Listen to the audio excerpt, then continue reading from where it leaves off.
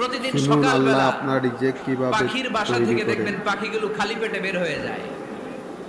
আপনাদের এই এলাকায় পাখির বাসা আছে? কি পাখির বাসা আছে? হ্যাঁ, সব পাখি আছে। তো সকালবেলা দেখবেন পাখির বাসা থেকে পাখিগুলো খালি পেটে বের হয়ে যায়। বিকেল বেলায় পাখিগুলোর ওদর ফুর্তি করে পেট ভর্তি করে আবার পাখির নিড়ে ফিরিয়ে দেয় কে? কারণ পাখিগুলো তাওয়াক্কুল করেছে কার উপর?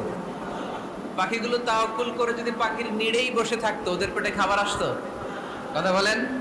বিশ্বনবী এটাই বললেন, তাকদু খিমাসান ওয়া তারুহু বিতানান।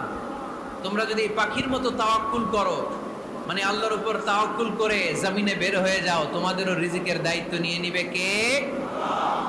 সকালবেলা প্রতিটা পাখি না খেয়ে বের হয়ে যায়। একটা পাখির পেটের ভেতরে কোনো দানা পানি নাই,